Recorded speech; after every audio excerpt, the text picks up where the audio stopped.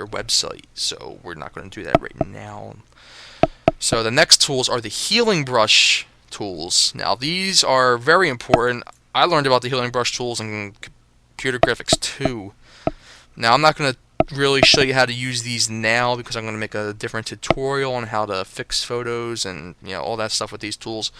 But they can pretty much do everything you can think of here. The spot healing brush will remove blemishes. So if there's like an ugly mole or a pimple on someone's face, the spot healing brush will get rid of that and make it look like it was never there.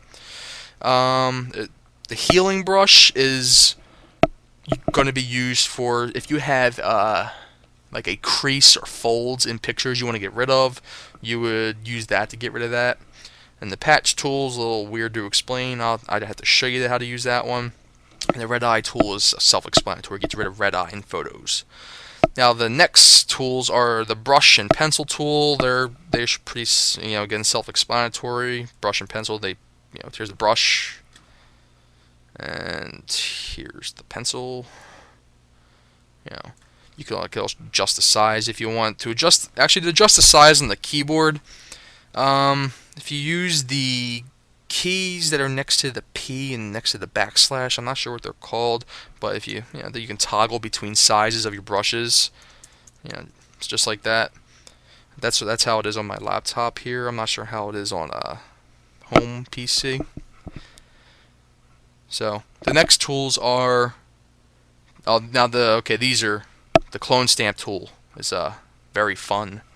Now the clone stamp tool is used if you want to ever take something out of a photo. If you ever want, say you took a picture on a vacation, there's someone in the background making a funny face and you just want to punch that person in the face and you want to get rid of them, you would take the clone stamp tool. So what you do is, let me see,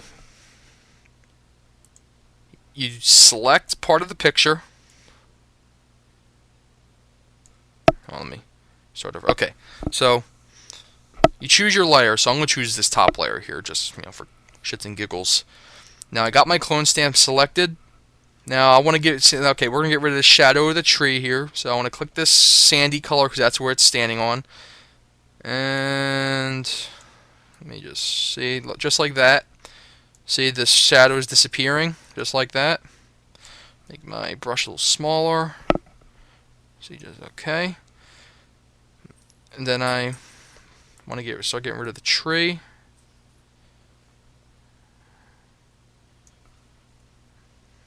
Make it a little bigger. There we go. You could see it now. The tree is disappearing, and the mountain does look like it has been there the whole time, and not the tree. I had to put more time into this to make it look better, but you get the general idea how it's supposed to look here. This is also pretty good if you want to make an exact copy of something without having to make a whole new layer, but it's easier just to select and make a duplicate and you get a whole new thing. So, just like that. That's what the clone stamp does. If there's ever like someone did something on your image, like drew something by accident, you can use the clone stamp to get rid of it, but that could be tedious too. Art history brush. We'll talk about that later. Art history brush is a little confusing to me. I'll have to look that up real quick. I never used it. The erase tool, like I said before, the erase tool you probably should avoid. Stick with layer mask because like I said, if you use the erase tool, whatever you erased is gone once you save, and you'll never get it back again. With the layer mask tool, you'll be able to bring it back just by using the brush tool. So try and avoid the eraser tool. Next two tools are the gradient and paint bucket tool. Again, very self-explanatory. Gradient tool, if you're in a computer graphics class, you should probably know what the gradient tool is. So, just click and drag here. And that's my clone stamp coming through. So let me turn that off. Okay, so now you got the gradient on top like that. Alright, see how I went over my image? This is another cool thing with layers I'm going to explain to you real quick. The gradient is over the layers, so you don't want that.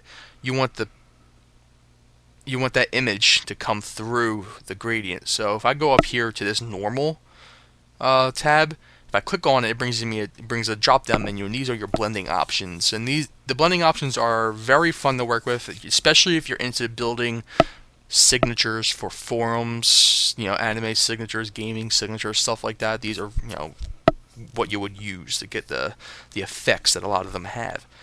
So if I go to overlay, see, the gradient is, you can still see the gradient in the picture, and the original image has come through that invisible piece of paper I had, so you can see the effect of the gradient mixed in with the original image.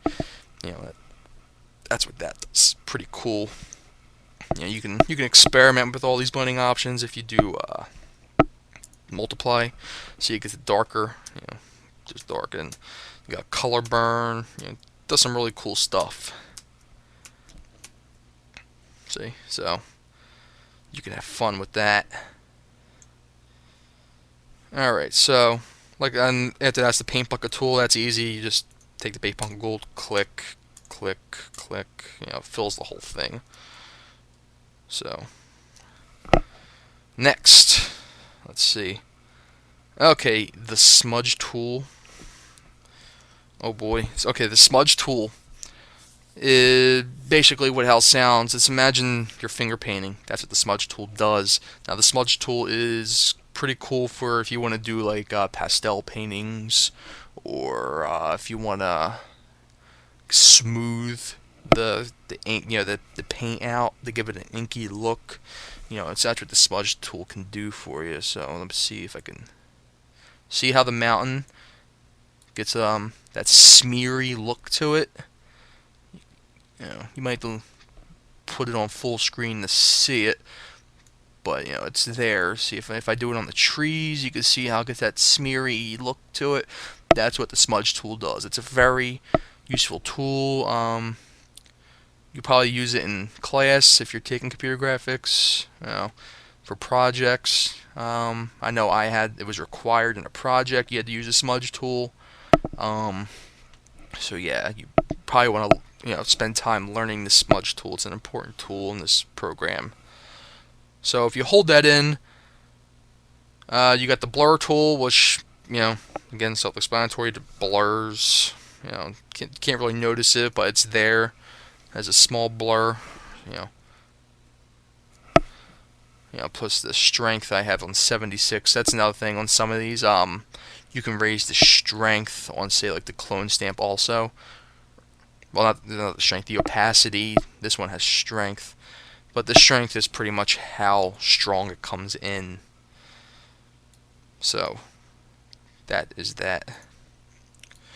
Now the next, I'm not going to do the sponge tool. I'm going to do these two. The dodge and burn tool are, really good if you're into art and drawing and shading, stuff like that. See, with the burn and dodge tool, you do something like this. So let's say you want to make this mountain have a shadow.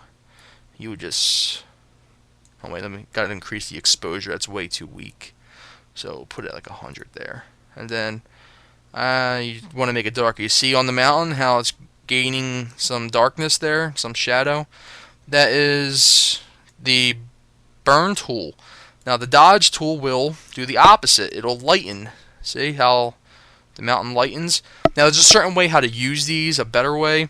Let me show you real quick. What you do is you create 2 new layers, and you go to edit, fill, and you want to fill with 50% gray on both.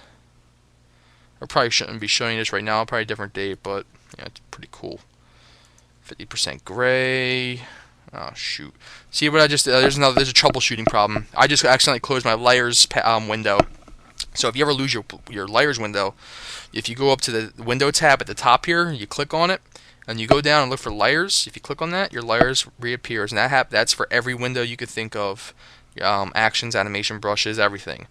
So now I click on that and set it to overlay, set this one to overlay, and now it looks like it hasn't been there. So when you use burn and dodge, you want to have 2 layers, 50% fill gray.